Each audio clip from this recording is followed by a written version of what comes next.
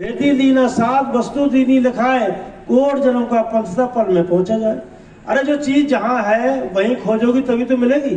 और अगर नहीं जानती है तो क्या करो, खोजी को लो जो जानता है, आप उसको साथ में ले लो, वो बता देगा धरी से यहाँ रखी है, वहां मिल जाएगी। तो सारी दुनिया यही करती है। लोग इस पर हंसी बनाते हैं, कहते हैं वो तो मूर्ख थी, अंदर रखी है बाहर ढूंढ रही है। लेकिन सारी दुनिया यही कर रही है। परमात्मा हमारे अंदर है और हम उसे बाहर ढूंढ रहे हैं। क्यों? अंदर जाने में परेशानी हो रही है। अंदर हम जब भजन करने बैठते हैं हमें बड़ी दिक्कत होती है। हम ये सोचते हैं हमें बाहर मिल जाए, लेकिन जो चीज बाहर है ही नहीं तो मिलेगी कहाँ से भाई? जो वस्तु जहां है वही तो मिलेगी।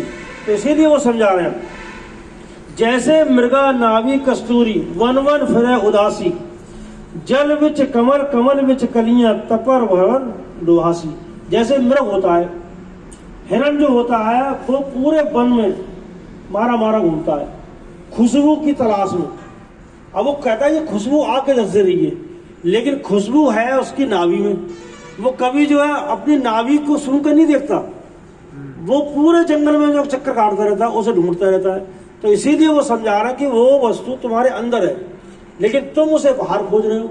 जैसे मृग ढूंढता है उसी तरह से हम ढूंढ रहे हैं। हम सोचते हैं परमात्मा मथुरा में मिल जाएगा, काशी में मिल जाएगा, वृंदावन में मिल जाएगा, यहाँ मिलेगा वहां मिलेगा।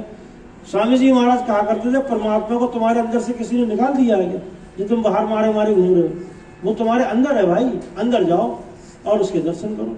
तो गुरु जी वो तरीका बताते हैं, भाई इस तरीके से हमने पाया और तुम भी पा सकते हो। लेकिन हम उस तरीके को अपनाएं तभी तो हम प्राप्त करें। अब गुरु के पास आने के बाद भी हमारे जीवन में अगर दुख है, परेशानी है, हमारे जीवन में चिंताएं भरी पड़ी हैं, तो इसका मतलब हम भी मछली की तरह हैं। हमारे चारों तरफ सुख है भाई। गुरु के पास आने के बाद भी अगर हमारे जीवन में दुख है, कलेश है, परेशानी है, इसका मतलब क्या है? हमने उसकी खोज नहीं करी, हम उसको पाना नहीं चाहते हैं। हम सिर्फ अपनी इच्छाओं की पूर्ति करने के लिए गुरु जी के पास आए।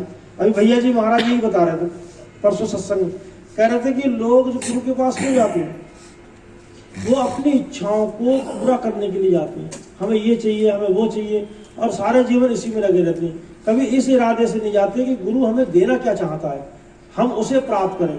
हम अपनी इच्छाएं पूरी करते रहते हैं। तो इसीलिए हम सारे जीवन उदास बने घूमते, परेशान होते घूमते, क्योंकि जो हमारे भाग्य में है वो तो वो नहीं है, वो भी गुरु देने में सक्षम है, लेकिन हम उसके सहारे तो हो जाए। पलटू साहब कहा करते थे, पलटू लिखा कर्म का संत देते हैं मेट, दिल नहीं साचा अपना तासो लागे दे। गुरु इतना शक्तिशाली है, आपके भाग में हो तो नहीं हो तो। अगर हमसे गुरु राजी है तो कहा गुरु राजी करता राजी, काल कर्म की चले नवाजी। उस काल की भी ताकत नहीं जो आपका बार बार